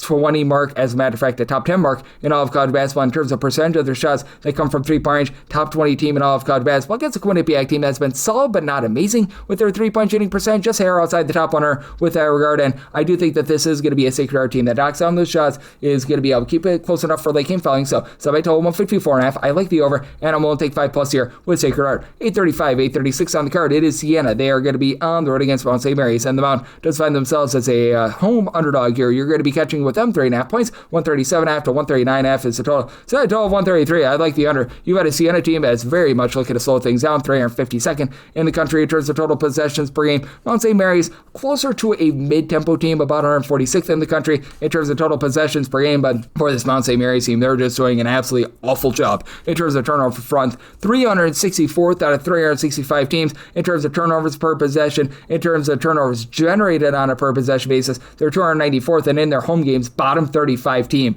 in all of college basketball in that regard. And this is a Siena team that they've been able to do a pretty solid job in terms of being able to generate some turnovers. Right now, they do find themselves in the top 70 in terms of turnovers forced on a per possession basis. And if you look at things at a roadside-neutral court venue, that does go into the top 25. So I do think that you've got a nice edge here with a Siena bunch that's also been able to do a nice job on the glass. Top 75 team with regards to rebound percentage. The kryptonite that you've got for the Siena team, they shoot less than 30% from three-point range. They've been awful with that regard, but I do think that there's going to be a little bit of positivity due for a team that shot a little bit better from three-point range last season and has a lot of those same guys back. Justice Schultz, 12 points, 4.5 assists per contest. Gavin Doty is able to give you 16 points. He's been able to shoot about 34% from three-point range. They've been dealing with the injury to Tazban Gudrick, but even with him out, he was their top rebounder with about 7.5 rebounds per game. So have Antonio Chandler giving you about 6 rebounds per game. Brendan Coyle, 9 points, 4 boards. He's got some versatility in his game, and for Mount St. Mary's, it's just really hard to back a team that has so many dead possessions, and they just just lose the turnover battle game in and game out. That means that the opponent is getting so many more opportunities to be able to score. And it's not even like this team has been amazing on the offensive glass. They are a team that's outside the top 200 with regards to percentage of their own missed shots that become an offensive rebound. They are outside the top 190 in terms of 2-point and 3-point shooting percentage. Pretty solid down low. Top 125 team in terms of opponents' 2-point shooting percentage. But man, it is just a team that is really frustrating with those turnovers because you've got Alondas Keys, Alantre Devu, who have been able to give you about 11.2 points per contest, and Keys has been able to shoot about 34.5% from 3-point. Xavier Lipscomb, love his versatility, 10.5 points, 5 boards, 4 assists, stealing half per contest, shoots in the mid-30s from 3-point range, but they just can't overcome the turnover woes, and that has me on Siena, and I do think that those turnovers cost you an over. I'm in on the under, so I told 133, and with Siena, I'm willing to lay up to 6.5 with them. 837, 838 on the card. It's UAB on the road against East Carolina, and East Carolina, a 7.5 to an 8.5 point home underdog. Total on this game, 145.5 to 146.5. And with UAB, I'm going to be willing to lay it. I set them as a 10.5 point favorite. East Carolina is just incapable of shooting. I wish I could put it any other way. East Carolina, relatively mid-tempo team, about 170th in the country in terms of total possessions per game, and not a bad team on the glass. Their country average, 178th. Their rebound percentage is approximately 50%. And they do have a guy in Jordan Riley who's able to give you 20-plus points, 6+ rebounds per game, but for East Carolina right now, out of 365 teams, they are currently 364th with their 3-point shooting at 25.8%. Riders the only team that is worse, but they shoot 26.4% at home. They shoot 25% away from home. Now, it's not like UAB is some sort of blazer with their 3-point shooting. They're 336th in the country, but with UAB, what you love about this team is that they know that they're terrible with their 3-point shooting, and that's why they're trying to pile drive the ball down low. If you look at percentage of shots that come from inside the 3-point arc, UAB is 15th in all of college basketball. Meanwhile, this is an East Carolina team that they're still stubbornly trying to be able to hoist it up a little bit too much from 3-point range. Now, they are a top 50 team in terms of percentage of their shots that come from inside the 3-point line as well, but UAB is a far better team in terms of taking care of the ball. They're a top 40 team in terms of fewest turnovers on a per possession basis. Meanwhile, East Carolina is 252nd in the country in terms of turnovers per possession, and UAB flat out, they're just doing a much better job in terms of executing on those shots, as UAB is a top 175 team with regards to their 2-point shooting percentage. Meanwhile, East Carolina 317th. So I do think that UAB goes out there, dominates this game, because even though they're not a good 3-point shooting team, much like this East Carolina team, they just execute the little things. With James Westbury giving you about 15.5 points, 4.3 assists per contest. Jacob Meyer, he gives you about 13.5 points per game. I mean, Salim London is like the only guy on the roster that shoots above 34% from 3, 38.5% 3-point shooter, but he only gives you about 5 points per contest. Throws in there, though, a pair of assists. He does a good job on the defensive side of things, giving you a steal per game. And then Kyron Lindsey, Daniel Rivera, these two guys have been pretty solid on glass. They've been able to combine for just over 13.5 rebounds per game. And for UAB, they are doing an absolutely tremendous job of dominating on the glass. I mentioned how East Carolina, relative country average team with regards to rebound percentage. Well, UAB, in terms of percentage of their missed shots, they result in an offensive rebound in a road/court venue. They find themselves in the top 75 there. And in terms of defensive rebound percentage, 21st in the country. Teams are only grabbing about 23.5% of their missed shots as an offensive rebound, and this is an East Carolina team that could be at a little bit more down low, even though they do have a few interesting pieces, and they don't necessarily have the world's worst, shall we say, front court play, but East Carolina is still outside the top 200 with regards to opponents' 2-point shooting percentage as well, so you just have issue upon issue for this East Carolina team, as they really got one guy on the roster that's been able to shoot above 30% from 3-point. That'd be Riley, who I mentioned before. Every single other player other than Vito Petrovic, who gives you 3.5 points per game, and he's missed 4 games due to injury, and as of right now, he's probably going to be out the full once again. We have not seen him since Christmas. They don't have anyone else that shoots above 29.2% from 3-point range. Tabo Bailey's been able to give you 8.5 points per contest, and Giovanni Amaruju about 9.5 rebounds per game, but he and Riley, lone two guys on the roster that give you over 4 rebounds per game for a team that can't shoot. So with UAB, I did set them here as a favorite of 10.5 points. I'm going to be willing to lay it, and I'm going to be in on the over as well, because both of these teams know what they are. They're going to try to drive the ball inside. UAB, a fast team, top 50 team in terms of total possessions per game away from home, so like the over, and I'm willing to lay it here with the Blazers. 839, 840 on the card. It's Robert Morris, and they're going to be playing us for Fort Wayne. Fort Wayne does find themselves as a mid-tier underdog here, 4.5 to 5.5 points, 145.5 to 146.5 is the total. I just set a total of 147.5. I'm going to be in on the over. You do have a Robert Morris team that's playing pretty slow and controlled. They're about 281st in the country in terms of total possessions per game. Purdue Fort Wayne more around about 166th, and for Purdue Fort Wayne, name of the game is winning the turnover battle. They're a top 65 team in terms of fewest turnovers on a per possession basis on offense, top 50 team in terms of turnovers generated on a per possession basis on defense, but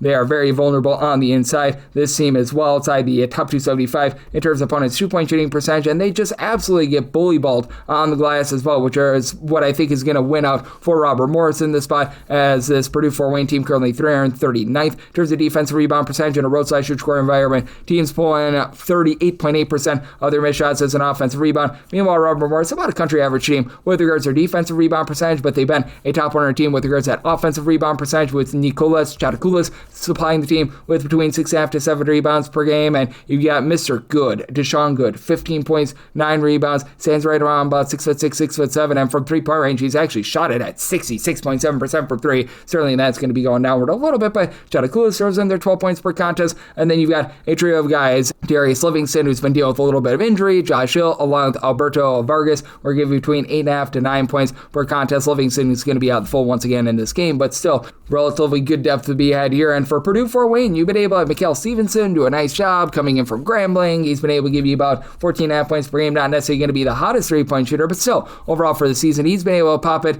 at a clip of about 30% per three, throwing their 3.5 assists per game, throws in their steal and per contest. Corey Hadnot, he's your main guy, 20 points. He shoots 35% per three. And Fort Wayne, country average team, shooting 34% from 3 points, so they're down from where they have been in past years. They're not going to put you on the free throw line. They're a top 35 team in terms of fewest free throws allowed on a per possession basis, and they're looking to make you just really push the ball outside. As in terms of percentage of opponent shots that come from 3-point range, they're a top 45 team in terms of forcing that, because they have been absolutely plowed down low. But they're also allowing teams to shoot about 35.5% per three. That's outside the top 270 in all of college basketball. I do think that Purdue Fort Wayne is going to do a solid job in terms of being able to execute on offense themselves, but I think that Robert Morris gets those second chances. They do a nice job in terms of being able to win from within. And if this does come down to some late game fouling, you've got a Robert Morris team that at the charity stripe, they've been shooting about 70% of the free throw line. That does leave you a little bit scared there, but I still think that even with that, they find a way to be able to cover this spread. I set my line at 5.5. I'm going to be willing to lay it with Robert Morris, and I'm in on this total over. I set my total at a 147.5, 841, 842 on the card. Northern Kentucky is going to be on the road against UW Green Bay. Green Bay is a home underdog here of 2.5 points. So on this game, it is 145.5 to 146.5, and said Northern Kentucky has a 3-point favorite. So I'm willing to lay 2.5 and not a half a point more, as you got a UW Green Bay team that they just get bullied on the glass. They're not bad in terms of not allowing second and third chances. As a matter of fact, they're a top 75 team in terms of their defensive rebound percentage. They do not give themselves any sort of second and third chances outside the top 350 in terms of offensive rebound percentage. And for Northern Kentucky, what is really the forte of this team is generating turnovers. Northern Kentucky is currently 30th in the country in terms of turnovers on a per game basis, but if you look at what they specifically do in a roadside shoot score venue, they have been a top 12 team in terms of turnovers forced on a per possession basis, and you got a UW Green Bay team that's currently 360th in all of college basketball, so you got a big divide there. Now I will say for UW Green Bay, top 125 team in terms of taking care of the ball. They're not a team that really gets too careless with it, so that's going to be able to help them out quite a bit, but I do think that for Northern Kentucky, having LJ Wells down low, being able to give you 8 rebounds per game, that is going to be able to win out down low, because right now your top rebounder for UW Green Bay is Marcus Hull, who's been able to give you about 14 after 15 points, 5 boards, pair of assists, so he's been very versatile there. But then you've got a guy from the great state of Wisconsin, Dan Gresinger, who's been able to give you 16.5 points, throws in there 2.5 assists, he shoots in the mid-30s from 3. Khalil Robinson has been able to shoot 48.5% from 3-point range, as he, Donovan Ode, and Gresinger all give you approximately 16.4 points per game. It's a top-heavy Northern Kentucky team, as you really have 6 guys that are in your main rotation, then you have Sean Nelson give you a few minutes, and that's about it. But for UW Green Bay, it's been a lot of just mixing and matching outside of Marcus Hall. He's really been the main concept for this team, and one game you'll have LeBron Thomas step up, but he's only averaging 5 points per game, and then the next few games, he's going to fade into the abyss. Justin Allen has been a nice contributor recently. He and CJ O'Hara combined for about 25 points per game, but they're not necessarily a great 3-point shooting team at 33%. That's where you can beat this Northern Kentucky team. They're outside the top 250 in terms of opponents' 3-point shooting percentage, but for this UW Green Bay team, they're outside the top 245 in terms of opponents' 3-point shooting percentage, or outside the top 275 in terms of opponents' 2-point shooting percentage, and with them not generating turnovers, I do think that Northern Kentucky finds a way to persevere, and for this Northern Kentucky team, I do think that they're able to turn those turnovers into some good offense, and in a tight spot, they shoot about 73% of the free throw line, just above country average. So my line at 3, willing to lay it with Northern Kentucky, and I'm in on the over, so my total at a 147, 843, 844. It is Charlotte. They are on the road against Rice. We give our to Lane Kiffin go Owls, as Rice is finding themselves as home underdogs in some spot of 1.5 points. Other spots, they are the home favorite of 1.5 points. Totals between 139.5 to 140.5, and I beat Charlotte the 1.5 point favorite. So with whether that be as a money line underdog or them being a very slim, like 1-point favorite. I am going to be in on Charlotte. You have a Rice team that just has not been able to execute very well on offense. They're outside the top 250 in terms of points scored on a per possession basis. They're okay in terms of being able to generate turnovers, and this is a Charlotte team that they play very slow and controlled, and they're really not going to put you under duress. 283rd in terms of turnovers on a per possession basis, 337th in terms of total possessions per game. Meanwhile, you got a Rice team that's a little bit more mid-tempo this season, about 152nd in terms of total possessions per game. And for this Rice team, I do like the fact that you've got a lot of guys that are in the backcourt for a second consecutive year. Trey Bordeaux along Jalen Smith. These two guys combined for about 25.5 points per game. Bordeaux shoots in the mid-30s from 3, 2.5 assists, steal per contest. Smith, he's been with Rob Lanier ever since he was over at SMU. He's been about 38.5% three-point shooter. And Rice, they do shoot about 34.5% from 3, above country average with that regard, and they've been a pretty good offensive rebounding team, but still, they're doing a rough job in terms of taking care of the ball, and this Rice team just does not execute on the inside. They're outside the top 320 in terms of their own two-point shooting percentage, so that's going to be a little bit of an issue, and you do have a Charlotte team that has been able to do a pretty solid job themselves in terms of grabbing second and third chances, so I do think that both of these teams are going to have plenty of opportunities here to score, as you've got a Charlotte team that's currently 47th in the country in terms of percentage of their missed shots that result in an offensive rebound. Rice more about 154, so just a little bit above country average. And for Charlotte, the big X factor for them, the 7-footer that comes in for Providence in Anton Boinke, who's been able to shoot 40% for 3, 11.5 points, 9 rebounds, pair of blocks per contest. Ben Bradford really doesn't launch for 3, but he gives you 13.5 points per game. Dzing Mingo comes over from Marshall, 4.5 assists, 10.5 points per contest. Really like the way that these guys are mixing and matching. And for the Charlotte team, they want you to try to plow the ball inside because they have been rough with regards to perimeter defense. They're allowing teams to shoot about 35.5% for 3 outside the top 250 with that regard, but for the Charlotte team, I do think that they're going to be able to execute quite well. I do think that they're going to do a solid job in terms of taking care of the ball, and they themselves not really going to put Rice under duress. Do think that this is going to be a slower, more controlled game. So I told 137.5 with Rice's inability to be able to execute down low. I think that you get an under, and with Rice, I'm going to be setting them as a slim underdog. So a Charlotte as a pick'em / a 1-point favorite or as an underdog, going to be willing to back them. 845, 846 on the card. Niagara's on the road against Manhattan, and Manhattan finds themselves as a mid-tier favorite here. You're laying 7.5 to 6.5 points. 143.5 is the total, and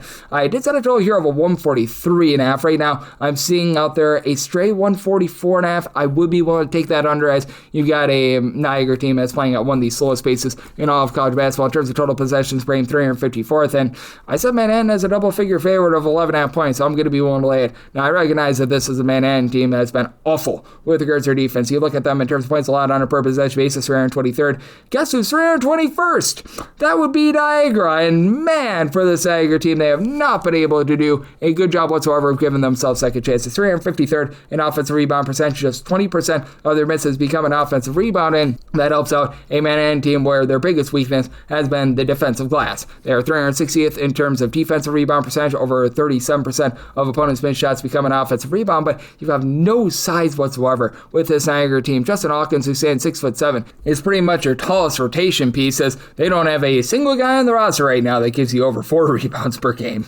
And they have only got one double-figure scorer, that'd be Justin Page, who's been able to give you 12.5 points per game. He shoots 30% from 3. Now, Trent Walters actually does shoot 41.5% from 3. Reggie Perhome has been able to shoot 38.5% from 3, but it's a team that's supposed to specialize in three-point shooting under Greg Paulus, and they shoot less than 30.5% from three-point range. There's just not a lot of redeeming qualities here, as they're outside the top 300 in terms of both points scored and points allowed on a per-possession basis, and at the very least, Manhattan is a competent offense. Recognize that they're not like some sort of top 150 offense or anything like that, and they have been outside the top 275 in terms of their own two-point shooting percentage, but top 150 team in terms of taking care of the ball. They've been able to give themselves a few second and third chances. You've got Jaden Winston in the backcourt, give you 15.5 points, 2.5 assists, shoots 39.5% from three-point. Devin Ninkins is a 35% three-point shooter. Terrence Jones shoots 39% from three-point range, and of your top 4 scorers, 3 of them do shoot at least 85.5%. The free throw line is Manhattan has been a top 25 team with their free throw shooting percentage at about 77.5%. I do think that that's enough to be able to get the job done against a Niagara team with absolutely no size. Manhattan's still dealing with the loss of Will Sidner, who is ineligible, and I don't think we're going to see him all season long, but even with that, I do think the Manhattan goes out there, gets the job done. I did set Manhattan as an 11.5 point favorite, so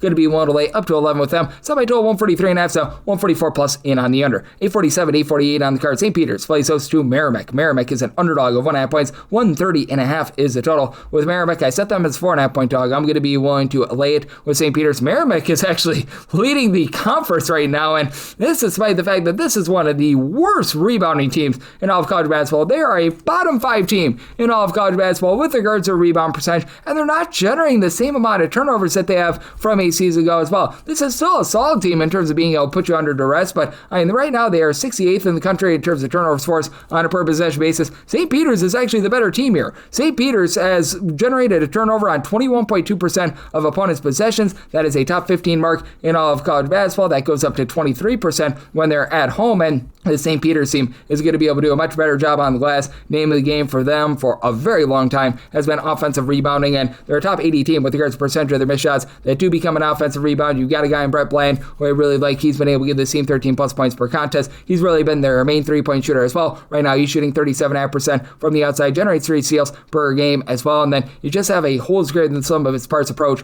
with regards to rebounding for the St. Peter's team, as Shakai Gooten has been able to give you 5.5 rebounds per game. He is their main rebounder, but then you have Zakar Williamson, who's been dealing with a little bit of injury. Bland, who I mentioned before, both give you about 4.5 rebounds per game. Bryce Eaton, he's eating it up with regards to giving you just a little bit of everything. A steal, 3.5 boards, 10 points, 4 assists. So I like that now for St. Peter's. They're only shooting about 30% from three-pointers. Outside the top 3 in terms of both 2-point and 3-point shooting percentage, but in a nip-and-tuck spot, they shoot 77% at the free throw line. That is a top 35 mark in all of college basketball. Meanwhile, you got a Merrimack team that has had 2 nice double-figure scores in Kiviar Kennedy along with Ernest Shelton. They combine for about 32.5 points per game, and Shelton has been able to shoot 36% for 3, but Merrimack also outside the top 275 with their 3-point shooting percentage. They're looking to force things inside. They're a top 30 team in terms of percentage of opponents' shots that come from inside the arc. They're a country average team at guarding inside. They've been very good in terms of guarding the perimeter. Teams are only shooting about 30.5% from 3-pointers against them, but with this team getting dump trucked on the glass, Merrimack, to their credit, they're a top 40 team in terms of taking care of the ball, but you can expect a very slow and controlled game here for the St. Peter's team. They find themselves back outside the top 275 in terms of total possessions per game, approximately 300th, and Merrimack is a bottom 30 team in terms of total possessions per game, 351st. So set a total of 128.5. I like the 130.5 to the under end with St. Peter's.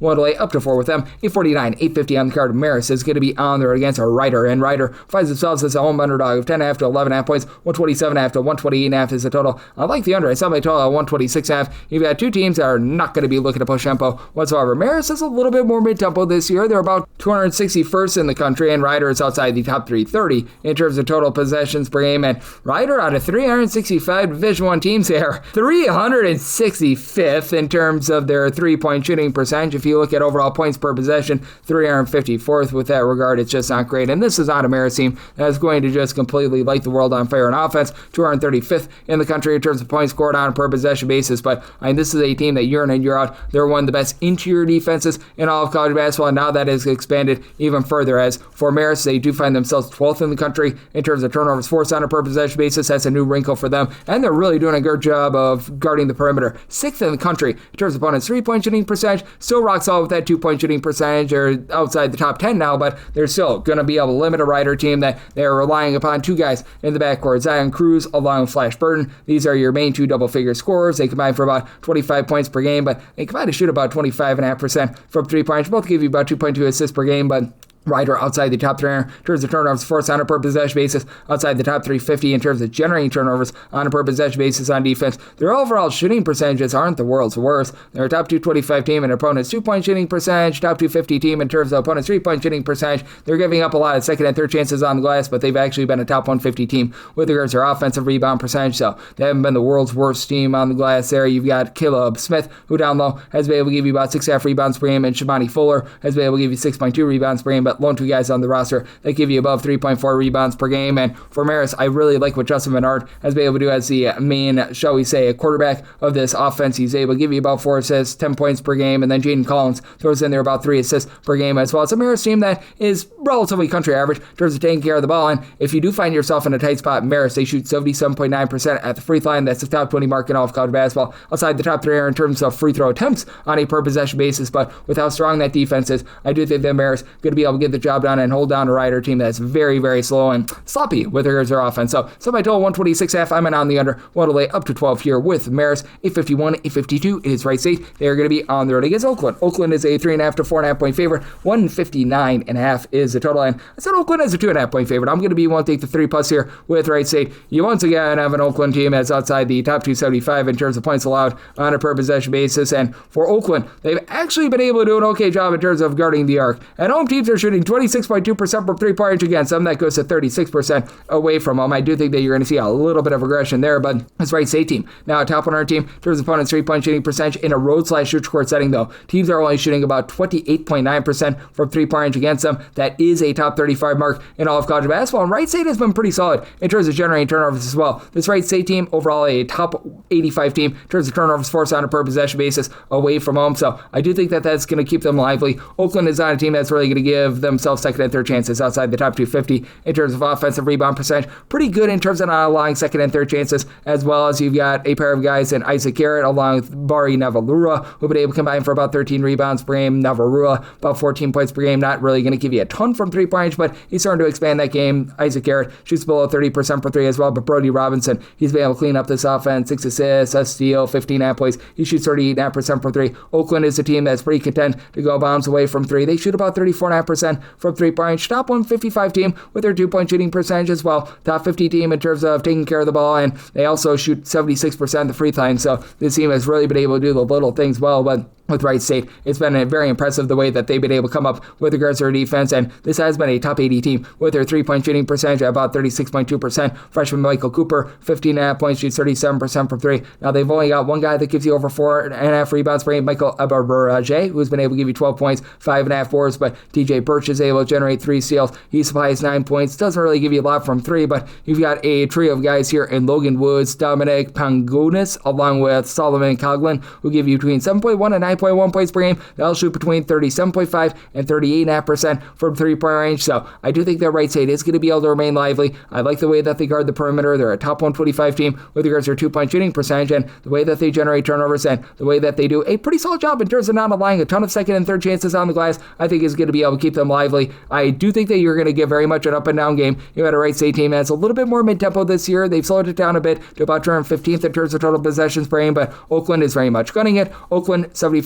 in terms of total possessions per game, and Oakland outside the top 275 in terms of points allowed on a per possession basis. So set a total of 162.5, like the over, and with Wright St, won't take 3+ with them. 853, 854 on the card. It is Milwaukee. They play outside IU Indy. IU Indy, an underdog of 11.5 points, 164.5 to 165.5 is the total, and I said Milwaukee is a 13-point favorite. Going to be one to lay the number for IU Indy. Name of the game for this team is being able to generate turnovers on defense. 43rd in the country in terms of turnovers forced on a per possession basis, and if they don't generate a turnover, well, they are dead to rights because they very much gamble for turnovers. That leaves teams very, very open with regards to their shooting, and now they face off against a Milwaukee team that's been one of the better mid-majors in terms of taking care of the ball. This Milwaukee team, 47th in terms of fewest turnovers on a per possession basis. They're 86th in terms of offensive rebound percentage, and they go up against an IU Indy team that's 353rd in terms of defensive rebound percentage. 37% of opponents' missed shots become an offensive rebound for Milwaukee. They should be able to win that battle down low with having Danilo Janovic be able to give you 12.5 points, 6 rebounds per game. Now Seth Hubbard dealing with injury, 16.5 points per game. He's been out of the fold, and that has been very much affecting this Milwaukee team. They've lost each of the last 4 games without him, but Amar Uyagard is able to give you about 11 points per game. The Milwaukee turnovers have not really turned up ever since they lost Hubbard. It's been a case where they just have been a little bit worse with their 3-point shooting, as they're outside the top 240 with regards to their own 3-point shooting percentage. And this is a Milwaukee team that they are very good on the glass, but they're going to give up some open looks as well. They're outside the top 240 in terms of opponents' 2-point and 3-point shooting percentage. And Milwaukee is going to allow you to have clean possessions. They're outside the top 275 in terms of turnovers forced on a per possession basis, and it's an IU Indy team that is very much looking to shoot it from 3, as they have no size down low, but they only shoot about 30.6% from 3-point range. That's outside the top 275 in all of college basketball. Now Kyler D'Agostino has been able to do a solid job as the main scorer for this team right now, supplying 17 points, 3 assists from 3-point. He shoots about 36% from the outside, but he is the only out of their top 4 scorers that shoots above 31.2% from 3-point range. And for IU Indy, despite the fact that they're a top 10 team in the country in terms of total possessions per game, lone guy on the roster that gives you over 4.3 rebounds per game, Finley Woodyard, who's been able to give you 8 points. He also throws in their 5 assists, 5.5 rebounds per game, so a little bit of versatility there, but this is an IU Indy team that has been very rough with that regard. And I will say for IU Indy, even though they take a lot of threes, they have been a top 150 team with regards to their 2-point shooting percentage. I think that you get a lot of points on the board, as IU Indy has been slowed down quite a bit recently. 59 points against Green Bay. I think that they're going to look to make a case to be able to put up some points in this game, and I think that they have success there. I think that they also just give up a ton to Milwaukee in return. Semi-total 171. I like the over, and with Milwaukee, want to lay up to 12.5 with them. 855, 856 on the card. North Texas on the road against Wichita State. Wichita State, a favorite of 5.5 to 6.5 points. 128.5 is the total. I did semi-total at a 128.5. We saw an initial 127.5, and if we could get down to a 127.5, which I'm seeing at a few spots, I'm going to be in on the over. This despite the fact that North Texas, in a road/neutral venue, has not broken 64 points all season long. Bottom 15 team in terms of points per possession away from home. Very slow and controlled team. 331st in terms of total possessions per game. Wichita State, 283rd in terms of total possessions per game, but they very much make the most of their possessions. Top 8 team in the country in terms of percentage of their missed shots that result in an offensive rebound. They rebound 38.5% of their misses, and top 110 team in terms of 3-point shooting percentage. They shoot 37.7% from 3-point range. For Wichita State, the UNC Greensboro transfer has really been able to just transform this team, as they've been able to get about 16 points, over 40% 3-point shooting out of Keenan Giles. Giles also throws in there about a Siena per contest as well, but around a Mike Gary, along Kieran Boyd, both shoot above 38% for 3 between the two of them. You're getting about 20.5 points per contest. You've also got the Berg. Will Berg comes over from Purdue as a true 7-footer, 8.5 points, 7 boards, a little bit over a block per contest. And for this Wichita State group, they've been able to do a great job in terms of owning glass, but one thing that they're not going to do is put you under duress. Now, that means that they are very good in terms of taking care of the ball as well. Wichita State, top 40 team in terms of fewest turnovers on a per possession basis on offense, but outside the top 290 in terms of generating turnovers on defense. So a North Texas team that has been a little bit sloppy with it. Outside the top 250 in terms of ball security, they're going to have cleaner possessions. And for North Texas, this has been a top 30 team in terms of points allowed on a per possession basis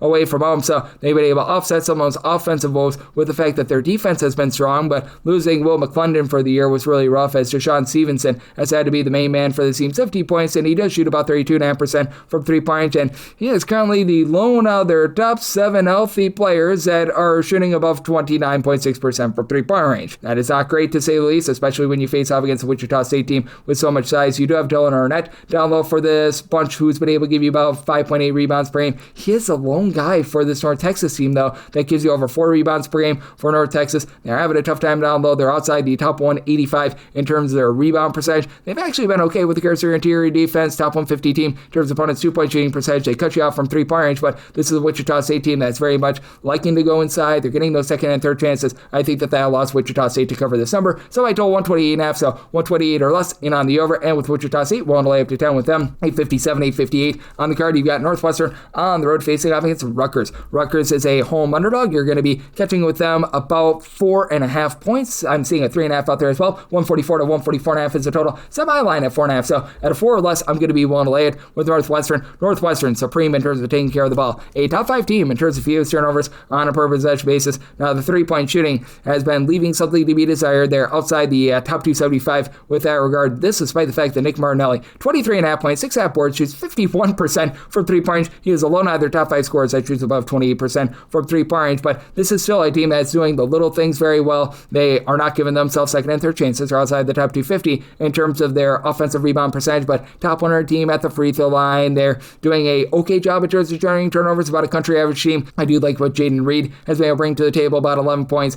5.5 assists, 2 turnovers per game. Arrington Page has been able to supply about 14 points, 6 rebounds per game, and you've got a Rutgers team that they are getting back to their roots. They're once again playing much more slowly than they did 8 seasons ago in terms of total possessions per game. This Rutgers team is about 287th. Meanwhile, you've got a Northwestern group that they're more around about 247th, but for this Northwestern team, them shooting just 28.5% from 3-point range, while that's a little bit suspect. You've got a Rutgers team that they themselves, they only shoot about 31.5% from 3-point range at home. That is outside the top 260 in all of college basketball. Now, for Rutgers, I do like what Tyreek Francis has been able to bring this team in the backcourt. He's up to 14.5 points per contest from 3-point range. Only shoots about 33% from 3, and then Dylan Grant, who's been a little bit versatile at 6'6", shoots 37.5% from 3, 13 points, 5.5 rebounds per game, and Rutgers has been able to do a solid job in terms of giving themselves second and third chances. Top 100 team in terms of offensive rebound percentage, but but they're also outside the top 200 with regards to their defensive rebound percentage. So that's a bit of an issue. And for this Rutgers team, they are just not executing on the inside.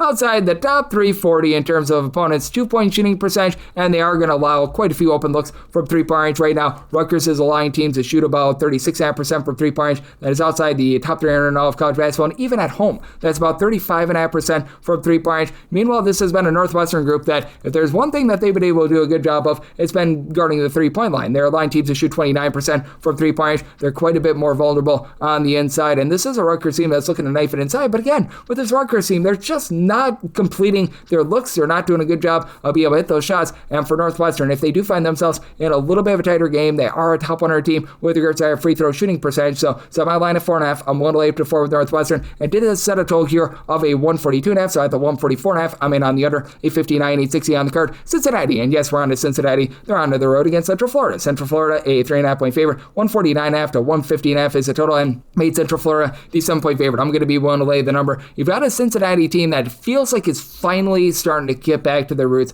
They are playing too fast for their own good to begin the season. They're still about 105th in terms of total possessions per game, but they have slowed down by about 7 possessions per game fewer their last 3 games, and that's big because they're 250th in the country in terms of points scored on a per possession basis, outside the top 235 in terms of their ball security. Now, the Cincinnati offense has been a little bit better recently with getting back Jizzle James, but even with him in there, it's not like they've got amazing 3-point shooting. They're outside the top 250 with regards to their 3-point shooting, as you've got Day Thomas, who's been amazing, 45.5% 3-point shooter, 95% free throw shooter, 12.5 points, 4 assists per contest. I like his game. And then with James, who I mentioned before, he's up to about 11 points per contest. He'll shoot about 34.5% from 3-point range. That's not necessarily his forte, though, but with Kirk Reese in the backcourt, he does give you about 4 assists and 7.5 points per game, but he doesn't do much to really be able to elevate this team. You've got Bob Miller, who's been incredible on the glass, and this Cincinnati team is a top 15 team in terms of defensive rebound percentage. 12.5 points, 11 rebounds per game. There's no question about it. Cincinnati is one of the better defensive teams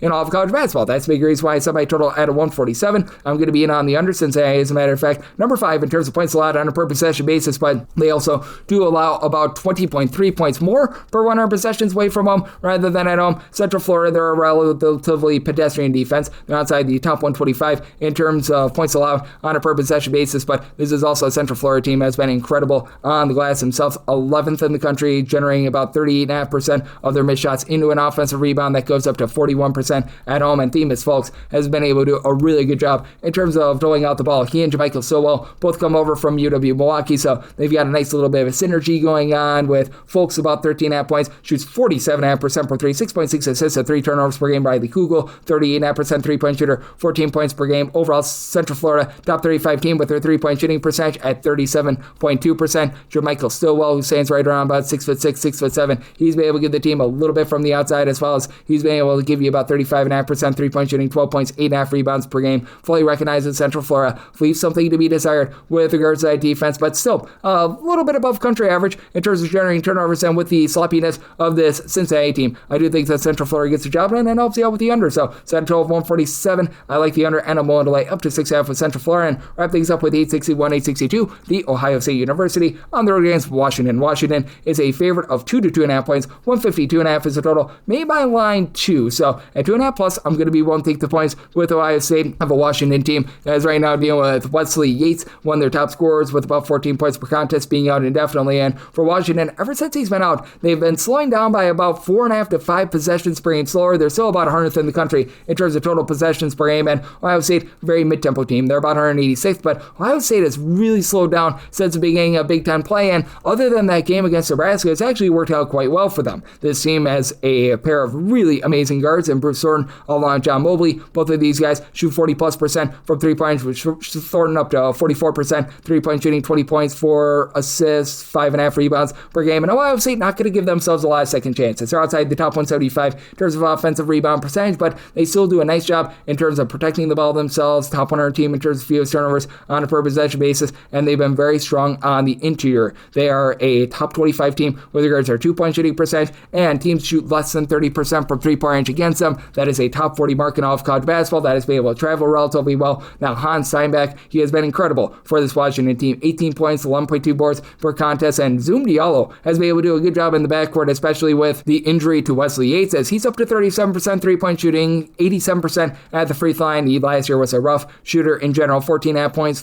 3.5 assists per game. And Washington does a nice job keeping things clean. Top 100 team in terms of fewest turnovers on a per possession basis. Much like Ohio State, though, they're not going to put you under too much duress outside the top 250 in terms of turnovers generated on a per possession basis. And it's a Washington team that's a top 75 team in terms of offensive rebound percentage. They do shoot 77.5% at the free throw line, but they only shoot about 31% from three-point range, and they're outside the top turnover with yards. Their two-point shooting percentage as well, and they very much do look to knife the ball a little bit more down low. I do think that Ohio State going to be able to execute a little bit more with those twos. Now, Washington, I do think that home court is going to play big, and in a tight spot, they do shoot 77.7% of the free throw line, so made them the 2-point favorite, but both of these teams are looking to slow down their tempo, so at a total 150, I'm in on the under, and I'm going to be willing to take 2.5 plus here with Ohio State, and that'll wrap things up for the Sunday edition of Coast to Coast Hoops, now part of the VSiN family podcast. If you do like hearing from this fine podcast, Coast to Coast Hoops, you're able to subscribe wherever your podcasts, Apple Podcasts, Google Play, Spotify, Stitcher, and TuneIn. If you have a question, comment, segment idea, what have you for this podcast, you have one or two ways to be able to fire those in.